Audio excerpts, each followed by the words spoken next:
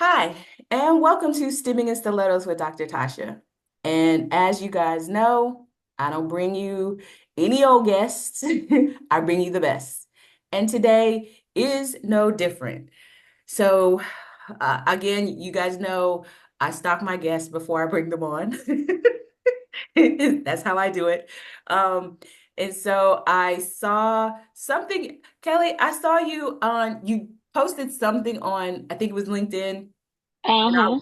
And I promise you, I said, ooh, I gotta have her. I gotta have her as a guest. I gotta have her as a guest. So of course, these hands went across those keys so fast. Um, Yeah. and I still get shocked when guests say yes. After 12 years of doing this show, I still get shocked. I literally got up from my desk when you said yes and did a happy dance around my office. I did. I did. Look, I'm glad I gave you a little excitement that day. I did. I was like, when can we book? I was like, oh my God. So Kelly Bain is here as our guest today. And I cannot wait for you guys. Of course, you guys know, like I said, I stalk my guests. So I've already gotten all the things, right? I mean, seriously, I've already gotten all the things for you. Um, so I can't even wait for you guys to hear in her own words, her story, all of the things. Because I'm super excited to have her here for you guys to know and hear and see and all the things. But so I'm just glad that you said yes. So welcome to the show. Thank you so much. I appreciate you for having me. Even thinking my little post, I have to admit, I don't post a whole lot on LinkedIn. I just try to keep it on there because my grown kids tell me I need to keep it up. I have so many things that go on. So I'm just glad. Look, I was just excited that somebody is actually seeing the one or two things that I do probably for the whole year. It is getting to somebody, right? I'm not getting just those automatic responses from people. Nope, So that thank one you for that you having stuck your me. head up out of the and I Yeah, was yeah, like, yeah, oh, yeah. pick me. I said, oh my God, okay. Somebody's really looking at what I post every now and again. So that's awesome. So Yeah, I appreciate you for having me. no. I was like, oh my Lord, I've got to have her on the show. See, look at that. Your kids were right. Right, right. All right. So as my guests know, we always start off with the following statement. Kelly, please tell us your STEM story. So my STEM story started when I was probably about 8 years old, unknowing that it was going to be a STEM story, right? And it started off with ice cream. And I made ice cream with my granddad on a regular basis. He was an educator, avid cook, um, great man. And when I say avid cook, my grandmother cooked during the week. He cooked on the weekends for family and community. Wow. That I think it was probably like his therapy, really, to be quite honest. He was assistant superintendent in Indianapolis, Indiana, is where I'm from. And the reason why I always start my STEM story there is because it kind of is where it landed me currently. So I have a bachelor's degree in chemistry, as well as a of science in analytical chemistry. And from that time of 8 years old, I continued, of course, to eat ice cream. Um, and with the science and the education and the, I guess, wit and spirit of Booker T. Washington, Mm. from Tuskegee. Here I am, 30, 40, let's see, probably, oh, more than that. I'm not going to tell you a whole lot of years later. Um, I always define myself. I'm a mother, I'm a wife, I'm a college professor. I'm also a business owner, and a community advocate for STEM. And so the way that I kind of my STEM story manifests is through liquid nitrogen ice cream. Oof. Love. So I own a company called N7 Cream Lab. We are a liquid nitrogen ice cream company here in the metro Atlanta area. And N7's goal or mission is to be the catalyst that allows family community to get together over a cup of ice cream. And that helps us to expand science education, So right? wait a minute. You're in Atlanta. Yes. I'm in Atlanta. Hmm. Really? Oh, yeah, yeah. You got to come by. I gotta I'm in come by. Atlanta. Oh, wait. I feel like there's a live in our future. There's Yeah, definitely. Definitely. excuse us while we plan, y'all. Yeah, Okay. definitely. Okay. All right. Okay, back to your story. Okay, go ahead. Yep. So in seven, I've had the business for about 8 years, almost nine now. And I started off, of course, like I said, the foundation for STEM and ice cream was always there. I didn't know it. My grandfather didn't know it, right? So even though I ate it, I love ice cream. Years went on, I started teaching, doing community service, and doing a lot of different. I have a lot of friends in the area that have after school programming, in school STEM programming, and I started actually producing ice cream for my kids. I wanted them to be able to kind of get that. I'm originally from Indianapolis. Mhm. So my grandfather and my family lived in Indianapolis. And probably a good, my daughter was, yeah, so probably I've had the business almost 9 years. So probably about 9 years ish, I started making ice cream for my kids. Went to Walmart, got a ice cream machine. And I was like, listen, we should try to do ice cream. I have no idea still to this day, maybe just divine thought in the timing of why this particular thing kind of came up when it did, right? I don't really remember kind of what sparked it. My husband is an architect, and he does a lot of commercial buildings. And some years ago, I thought about doing a yogurt by the ounce. If you remember when all these yogurt by the ounce places kind of came up years ago, because my daughter then was like maybe two, and she's going to be 21. And so I thought about like, oh, it would be great if I owned an ice cream shop. But I never, it was just like a discussion that I had with my husband, like just general talking. And I didn't talk about it anymore. Mhm. Fast forward probably like 15 years later, I'm making this ice cream for my kids and it starts coming up again, Mhm. right? Just starts kind of like, oh, that's like, why am I still thinking about ice cream like that? And at the time, I actually was working for Lonnie Johnson, Super Soaker Water Gun creator, Mhm. um, or extraordinary man. I was actually working as a battery chemist for Lonnie. And so I had access to nitrogen. And it was just like, oh, um, what if I kind of wonder how I can kind of do the science with the ice cream? Like, wonder how this can work. And I tell people freezing stuff with liquid nitrogen is not a new thing. It's just not, we don't always apply that to entrepreneurship, Yeah. right? Yeah. And so somewhere in that bubble, my the access to having nitrogen, my co-working partner in the cubicle across from me, kind of gave me the backstory of how I can make this mobile. Because I'm thinking, okay, if I can use the nitrogen to make the ice cream, I started doing a little research. So everything, I don't know if people know this, but usually everything in culinary arts that's a new, innovative technology or way always starts kind of, I would say, East Asia, always Japan, Mhm. because they're just really innovative in using technology in corporation with marketing, Yeah. right? And Mhm. entrepreneurship. And it's and a lot of the food, like your different concepts, usually start like over in that side of the world, Yeah. right? Yeah. And so I had already been used to researching this because that yogurt by the ounce company that my husband did here in Atlanta, um, they actually got the concept. They saw it on like years ago in Asia.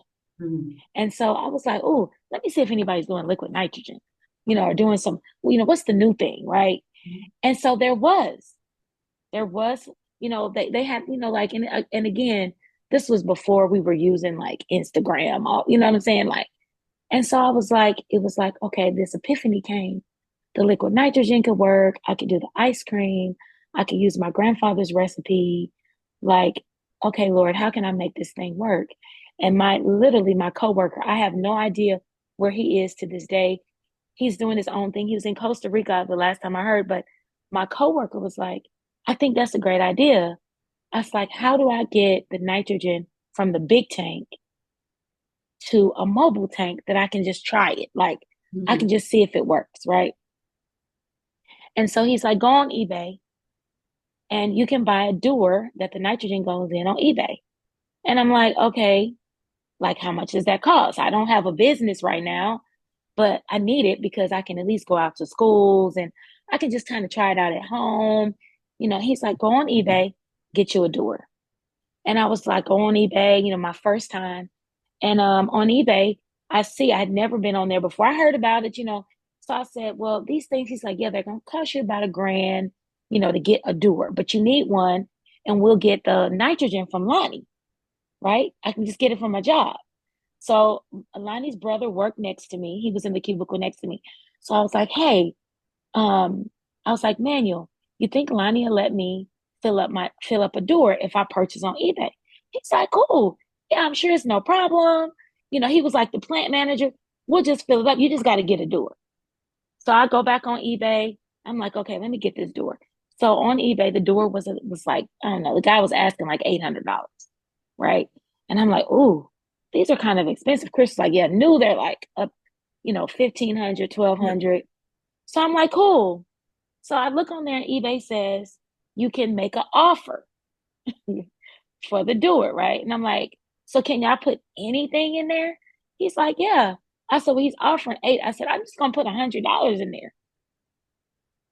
He's like, Kelly, I don't think you can go from 800 to 100, but maybe like 500, 400. I said, well, it says you can make an offer. So I'm gonna put 100. They took the offer. Shut up. The door was shipped from Maryland. I got to this day, I still have that door. That door is Wow. 9 years old. I started my business from that door, getting the nitrogen from my STEM job, right? I filled it up. I had to get a top that pressurizes the door. I bought that on eBay the same way. I think the guy was asking like 750. I think I offered 200. He was in Conyers, Georgia. I was like, okay, I got my door, got my nitrogen. Now what do I do? So I got me a KitchenAid mixer, and here we are 9 years later. Wow. And this story, and I always like to tell that story because if I had not been in STEM, I would not have been working in the battery lab. I would not have had nitrogen accessible to me. I would not have been working for Lonnie Johnson that encouraged entrepreneurship, small business, innovation wherever you are, right? And just having somebody else who didn't know my story, but they were like, hey, I think it's awesome. Like, whatever it Wow. is you're trying to do. Probably about a year later, I went back on eBay to buy another door. And I found an old Dippin' Dots cart in Kennesaw, Georgia.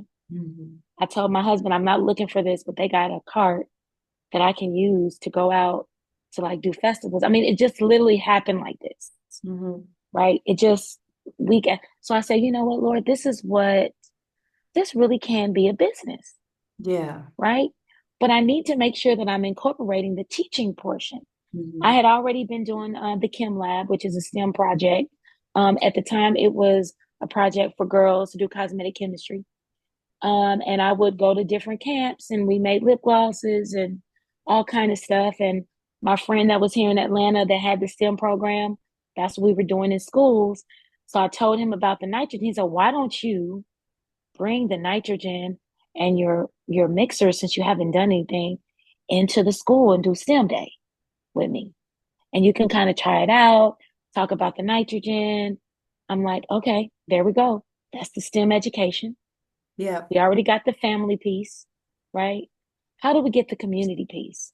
And so I started catering, doing the STEM events and just going out. Didn't have a physical location. Um, I got my first catering gig with a pharmaceutical company. They just found me. I didn't have a website. They found me, I think, on Facebook or somewhere. That particular catering gig allowed me to be able to buy more doors, mixers, everything. And I went out and maybe about a year and a half later, I resigned from that STEM position and I opened up a kiosk Mm. because now I needed a place to put the community piece, the tangible application for STEM over food, ice cream of all things, and then also me being able to teach. So I didn't privy this, but I've been teaching with the University System of Georgia for about 22 years. I've been all over Atlanta. I made a career out of adjunct teaching general chemistry, and it was a great career. So all of these things kind of is my STEM story.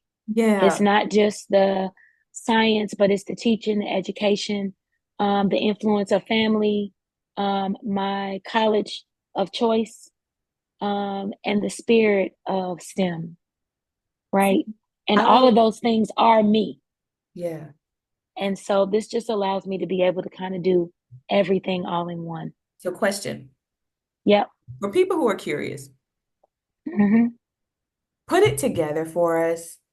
Okay. What is in, how do you make, well, I got two questions. How do you make ice Okay. cream? What's in ice cream for people who are Okay. curious into like what is the Yes. science behind ice cream? Because I've Yes. That's I've awesome. made I've made ice cream and you're like all of this is in ice cream and then like the whole process of it like it Yes. is a science experiment like It for is. real. It It's is. and people like who haven't done and it's so good. Like if you've I never know, done right?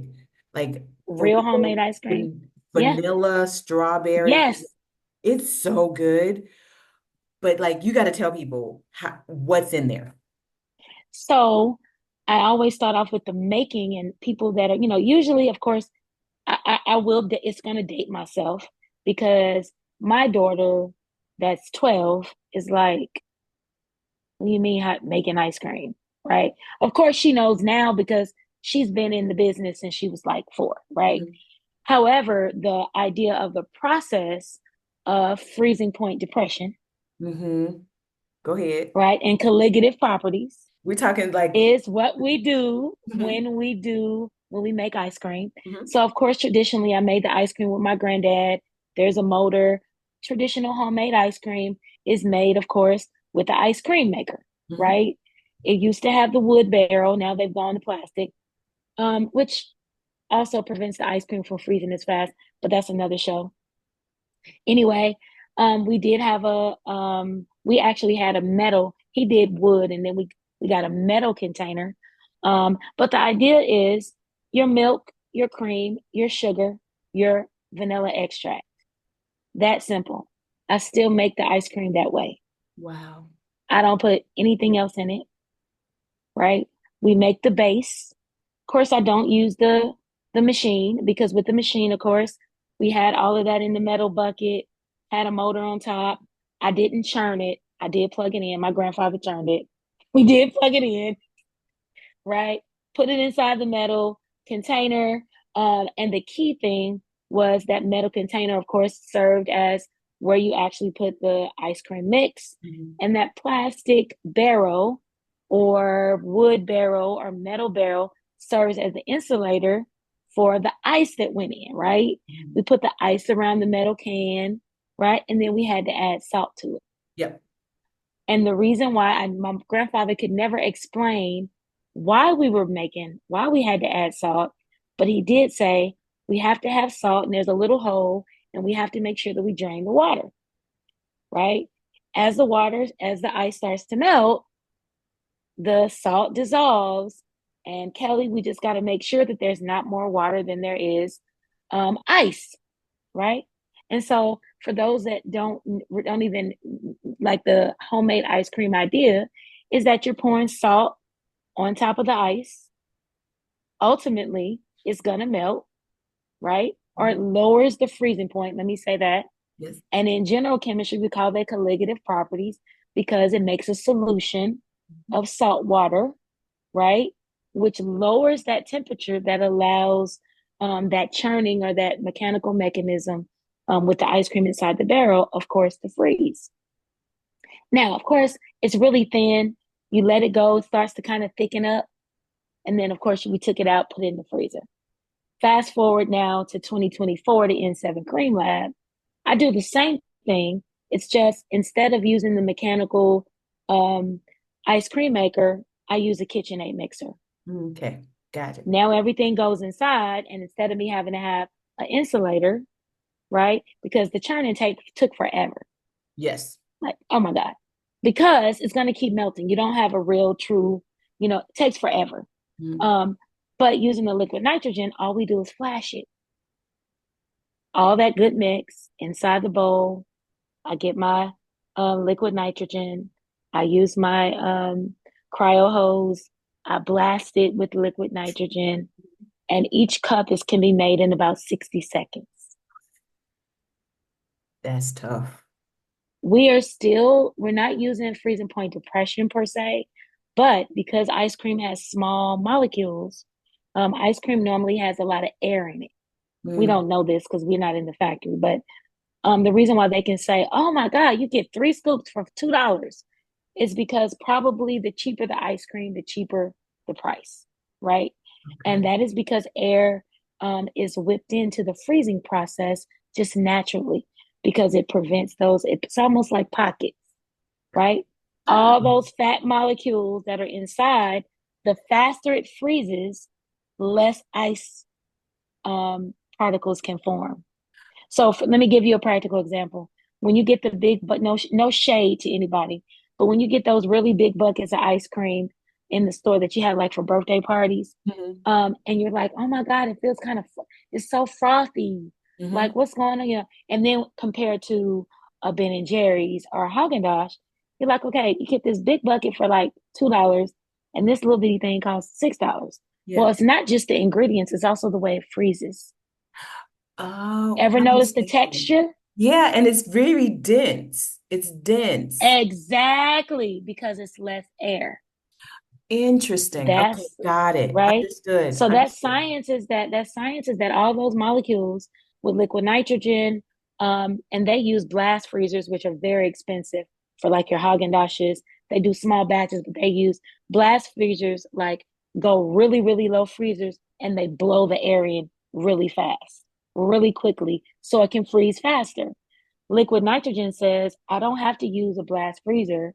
I can just flash freeze it with this liquid nitrogen at negative 320 degrees Fahrenheit and freeze it on the spot, right there, less time. I don't need a freezer, and that's it. Got it. Got it. So ultimately, Okay. that idea is just being able to freeze those particles, those fat molecules, and they're much faster. Mm-hmm. Less ice particles, better texture. You don't need eggs. You don't need any other emulsifiers. You don't need Hmm. any of that. Interesting. Okay. All right. Learned. Okay. All right. So question. Hmm. Where do you see, okay, so let me formulate this question in my head. Okay. You, where do you see it going? Like the industry of ice cream, where do you see it going? Do you see more businesses using nitrogen in the future, or is it going to be like a divide, like, the higher end ice cream Hmm. people and Hmm. then, everybody else? Or where do you So where do you see it? to be quite honest, there are a few other. There's probably two nationally franchised brands of liquid nitrogen, which are my competitors, right? Mhm. I think it's just like anything else in the sense that when you are in business, in particular, entrepreneur, you do have to look at trends, but you also have to keep a purpose in mind, Mm, right?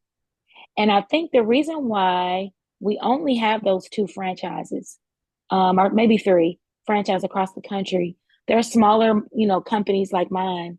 But I think the reason why there's been a slow growth, in particular in liquid nitrogen ice cream, or at least, and when I say slow growth, I mean as far as national franchising, mhm. right? Or seeing one in your neighborhood.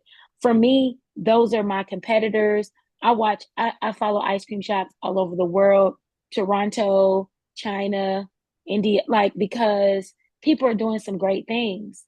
And so when people say, I've never heard of it, I'm looking at them like, what? There was even a company on Shark Tank at one time. Right. But one of the things that I think you have to remain close to your purpose. Yeah. You can't just be about the show. You need to make sure that you talk about the science, Hmm. right? You need to make sure that you have a purpose for Hmm. what it is you're doing. And you're not just saying, oh, this is science, right? Or, oh, I'm doing it. But you're not talking to the kids. You're not making sure that your employees are educated about it. You're not trying to make a community impact. Hmm. So I think that nitrogen itself is so funny because I'm also in a lot of ice cream associations. I'm in one in particular, and they kind of frown on somebody like me in a sense because I don't use a batch machine. But I always tell them I'm a chemist and a Mm. professor. So I'm not just making ice cream just so you can see the glorious fog that's coming up. I'm making ice cream because you have a tangible connection to STEM Yeah. and they see us, me, behind the counter, Right. So there's a message right? that you're sending. It's larger than Exactly. it's the ice cream, but it's larger than the ice cream. So I think any company that decides to start a business in the liquid nitrogen space, that is key to the growth. And so Mm. I think the reason why it's been slower is because of the process, the energy that's there. Um, Hmm. Ice cream is a $20 billion a year industry. Wow. Wow. I don't think Billion, I knew that. billion, Wow. billion. That's what I'm saying. I don't know that I knew that. We don't think about it a lot of times because we eat it, we love it, but we don't think about the business behind ice cream Right. because there are people that dominate the market, Right. right? There's certain companies that dominate the market, and we don't think about all these other smaller businesses. I think ice cream is a great is a has a great trajectory. We haven't lost. It's one thing that has not lost that space. Nuances and innovation and all those things, STEM will, I think, help grow that business. For me, as a liquid nitrogen ice cream company, I've grown from catering to a kiosk to a physical location, now to manufacturing, Yeah.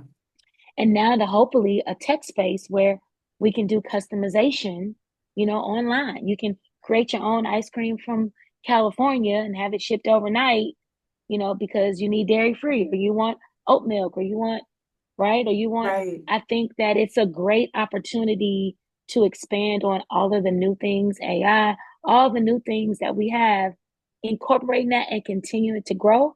It's just like any other area of STEM.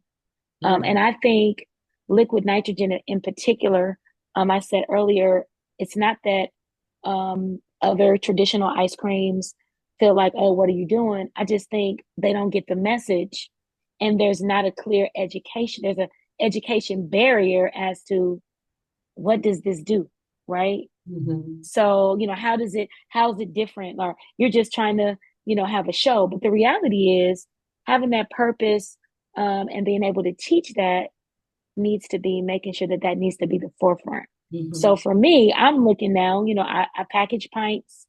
So I didn't think, 8 years ago that I would be actually doing small batch ice cream with liquid nitrogen. I just thought my vision was just individual cups. Now we're producing and now we have another. So now I'm looking to, I may not be able to be, or I'm not trying to necessarily be in Walmart, but I would love to be in a Whole Foods. They Mm. have small batch ice cream. Liquid nitrogen allows you to do that. So I'm looking to grow. But as far as the bigger industry, we still are very, very small, less than 1% of the ice cream market Mhm. when you're talking about liquid nitrogen ice cream shops across the country. Okay. Well, you are a woman with a plan. I see it. I can't wait. And I'm gonna have to, so since I'm in Tampa today, Uh-huh. or at the time of There this are some in recording, Tampa. I There are a I few. don't There's doubt it. one in I'm coming to Tampa. yours though. Okay. I don't know these other people. I know you. Right. I know Right. you. So Right. I frequent, I'm going to frequent your shop, ma'am, Yes. when I Yes. am back home in Atlanta. Please come see So me. I deserve you look, you got right. one So coming. I'm gonna email you and be like, I'm stopping by today. So Yes. trust and believe. I'm bringing my entire family and my Yeah, come family's on. family. Okay, because that's what I do. I support. Yeah. I'm gonna be about that. And I'm gonna tell everybody I know, go by this shop, get the Please. ice cream. This is what we gotta support. And do our part to make sure Exactly. that's hey. Yeah. Um, and so I have a couple more questions. And this Okay. might be a random one, and maybe there is Uh-huh. none, but is there a difference between this might be a, I don't Uh-huh. even know. I'm gonna ask it. What's the Uh-huh. difference between frozen yogurt and ice cream? What is the difference? Okay. So, literally the ingredients. Okay. There are some frozen yogurts that use yogurt and dairy. Okay. There are some that do that. And then there are some that use just yogurt, period. Now, what I find in a lot of yogurt and ice cream places, a lot of it's so much science and so many different things because you can go into a yogurt spot, for instance, and they use a base that they buy and they put it in a machine and it's frozen. So you can actually buy a bag. There are people that manufacture just bases, Okay. Okay. right? Just Okay. like how you bought a wholesale lemonade or something, and then you put it or soda, and then you put it in the machine and you sold the soda. There are companies that do that, right? Okay, And they gotcha. have a lot of different things in there. Yogurt in particular, again, can be made with dairy, and some people. And when I say dairy, that means normally how you get yogurt. We know that it has a dairy source Yeah. sometimes, but there's some people that mix half and half, Okay, and got that it. gives it a different texture when you Hmm. freeze it. Hmm. Then there's some people like we have no dairy, it's better for your stomach, Yeah. um, you know. And then with ice cream, you also have the chemistry because you also have gelato. Hmm. So the idea of all the different types, and if you ever gone into the store and you see in the ice cream section, they say it's non-dairy, and they don't say ice cream because they say frozen dessert. Got That it. is because the science is behind the percentage of milk fat inside of, based on the FDA, there has to be a certain percentage. There's a certain percentage there. Let me say this. They don't, in order to be an ice cream, the FDA says you have to have at least 30% milk fat ish. Okay. You can't call, if you're doing oat milk, you don't have milk fat. Mm. There may be, so anytime you get non-dairy, it's gonna say frozen, it's gonna say frozen dessert. Okay. It's not gonna say ice cream. So it's the same way with the yogurt, right? With Hmm. yogurt, their cultures, I would say probably the wherever it's derived from, Hmm. that percentage will probably govern. I've never really looked into how they classify yogurt ice creams Hmm. because you do have people saying yogurt dessert as well. Interesting. Okay. Yeah, Okay. and you do have some yogurt places that also specifically say no dairy, Okay. Okay. which is kind of weird because we already think yogurt's not dairy, but you know what I'm saying? So Some people but don't I think it's know. to mix They it. don't, we don't know what we're eating, which is why I'm asking all Yeah, these questions because yeah, like some people will be like, well, I want to go get some ice cream, but then they're going to the froyo shop and it's like, right. And what, that's not the where are we same going? thing. That's Right? It's right. it's That's not right. the same It's thing. not. So Looks the there, same. right. So that's it's like I went to get ice cream and it's like, but you're at the froyo shop. Like what? That's a good, you know what? I'm gonna write that down because I do I'm starting like a the science of Mhm. series that'll be like on our Instagram and like a blog.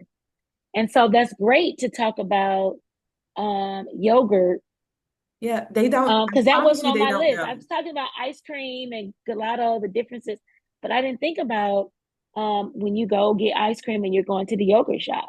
Yeah, they don't. I promise That's you, a good point. they don't know the that there's a difference there. They think Yeah, it all looks the yeah, same. It all looks the yeah. same. It tastes the same kind of too. There may be a slight It difference in does. the okay, okay. The tanginess or something like that. Yeah. Yep. So, and then Good when you go to one question. of those soft serve places, it's like, okay, that one over there is frozen yogurt, and it's like, okay, but Yeah, it and then tastes you're like, but this is not frozen yogurt. I'm doing the same thing. They're taking it correct. out of them. Yeah. It's the milk, the dairy. I don't know. I don't know. I don't know. I just want, can I get my caramel and chocolate and peanuts on this too? Yeah, all that. Yeah. Yes, most def. Okay. All right. So I got two questions for you. Okay. If people are looking for you today, and they probably will, or after they Hmm. hear this episode, where can people find you? And so tell Okay. us where you're going to be, where your website, all the things. Yes. So tell us. So you can always go to our website. It is n7creamlab.com.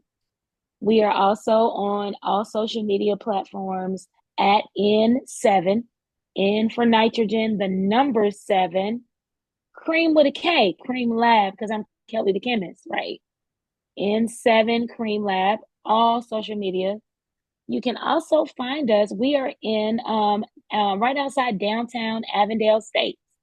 So we're in the heart of, I said that's kind of the heart of Decatur, but we are Avondale. We're right at the Newtown green space that they have. We're on 121 Center Street, Avondale Estates, Georgia. And we also have a grab and go counter where we sell ice cream pints in Midtown Atlanta at the Forest Eatery Food Hub. You can walk in there anytime and get you a pint of ice cream. I won't be there. That is a that is ran by Cloud Retail. So that particular Forest Eatery, if you've ever been to a food hall or it's a food hub. We actually don't have a kitchen there, but we have a freezer there. So you can order DoorDash, Uber Eats, Grubhub as well, right? Um, from both locations. Awesome. Okay, so in case you guys are wondering and you like say you're on YouTube and you are just wanting to know, it will also be in this, all this information will be in the show notes. So people, you're gonna have to read the show notes. Okay. So again, read the show notes. And I will Right. reiterate, read the show The notes. show. Just read the show notes. Read the show notes. Okay. So one last question for you. And this is the Mm-hmm. question that we ask every single guest on every single show. And it is, if you could travel back through time and talk to your Mm-hmm. younger self, what advice would you give her and why? My advice would be don't limit yourself to anything, even if you don't know what the outcome is going to be, right? And when I say don't limit, I didn't do it physically and or consciously.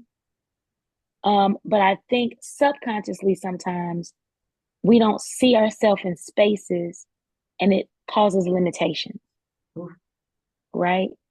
We don't. because we don't see our, even sometimes when we see ourselves in spaces, because we don't see more of us in that space, we don't realize that we're limiting our view of ourselves, right? And to be conscious, I would say, as a younger me, be conscious of that. Don't say, "Oh no, I don't." And I'm speaking from experience. I always so when I was about 9 years old, I wrote a paper. We had a paper. What do you want to be when we want to grow up? I wanted to be a doctor.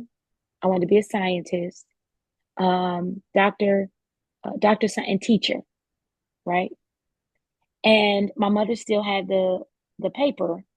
Um, After I went to college, I didn't even know she still had the paper. Somewhere we found the paper, and those are the three things on the list. And I remember saying, somebody, my college professor said, Kelli, you should teach. Like you should. And all I could think about was teaching in elementary school or teaching in high school. Even though I was looking at a Black woman that was telling me that in college, Mm. I never saw myself as a college professor. So I didn't get a PhD because I only saw myself working in a lab. Mm. And I'm older. So, back then it was like, oh, master's degree was fine, right? I want to work in the lab, want to do some, pharmaceuticals, but I limited myself, and I did not consciously, right? I didn't, if someone said, you're limiting your, teachers can be professors, teachers can be community leaders, teachers can be entrepreneurs. Like, I just saw one thing. So I think I would just tell myself, whenever you make a decision or when you think of yourself as doing something in the future or starting a business or do something, don't just be conscious about not limiting what you think at that time, at that moment, Yeah. right? Yeah. At that moment, right? Because that moment I said teacher, I wasn't thinking professor, the same thing. Yeah. But if I had thought about, teacher, what are the other things that teachers do, right? What is that? What are those other jobs? What is the impact that they have? Then my mind would have maybe opened up. Wow. So I think just when you decide something, that first thought you have, think bigger. Love Because that. sometimes your first thought is not the biggest. Make sure that you're thinking about the bigger picture. I love Um, that. Don't put limits on yourself is pretty much. yeah, yeah, Mm. yeah, Love, yeah. love. I would also push you to consider that you did what you wrote, you became. Yes. And and I'm so glad you said that, because I was only thinking about in third grade or eighth grade or whatever, I was only thinking about doctor, medical doctor, right? Mm. I never connected these things probably until the last 4 or 5 years. I'm Yeah. going to be 53. So I never connected these things. So I've already been a teacher Yeah. in whatever capacity, right? I've already been a scientist, Yeah. and I'm starting my PhD in the fall. So I am full circle at 53, married with three grown kids and one 12-year-old. Yeah. Never too late to do what it is that you want to do, and what God has gifted you to do. And one of the things I want to add is also, when you are thinking about your career, and I'm talking to my younger self, faith was always at the cornerstone of my family and what I was taught. But I was not taught, when I thought about career goals, to make sure that to accept that God has given us a lot of gifts and talents. Mm. And, as the Bible says, He will make room for our gifts. So the reality is, when we are picking careers or thinking about our life or teaching other people, make sure that your gifts and talents are intertwined, because that's how He created us. Yes. Don't pick one thing over another, and then you get caught up in one thing and you never able to use, for instance, your gifts, right? We're all talented. I'm talented in science, but that's not necessarily my gift. Mm. I But feel that. And being able to do that is my gift. So those things, gifts and talents, is in Seven Cream Lab. I see that. Wow. I just got chills. Oof. I love when that happens, though. Woo. Okay, I have certainly enjoyed my time with you today. Thank you so much for just spending a part of your day with me, Yes, with I us, appreciate with you having me. me. I so appreciate. I've been seeing your posts and stuff on that's why I was excited. I was like, not only am I looking at the people I'm watching, because anytime somebody says something, so there's so many people using the word STEM and so many people, programming, and I'm a part of a lot of things, but to be able to see something that represents us as women, also storytelling, how we got to that point is important. So I was excited that you reached out, and I was so honored that you asked me to be on the show, and that I wish you continued success, um, and that you continue sharing, right, your gifts and talents, Oh, thank you. right, to others, and allowing us to be able to also share ours. Thank you so much. I'm gonna, like I said before, I'm gonna do this until I physically and mentally cannot. And Okay. I mean that with every breath I take. This is more than a thing to do for me. This is a part of my purpose, Okay. and why I was put Yep. here on earth. Um, I love hearing from others and I love sharing. So I really Oh, enjoyed that's it. awesome. And I Awesome. know that you'll continue to do good things. And I hope that this episode, when it airs, will just be one small part of helping you Thank to you. grow. Thank you. I And expect a appreciate that. visit. I can't Of even course, wait. of course, of course, of course. Yep. I'm right there, Okay. right in the middle. Come All see me. right. Can't even wait. And I have some ideas, but I'll talk to you offline about those. Okay, All right, awesome. you guys. So this concludes today's episode of Stimming and Stilettos.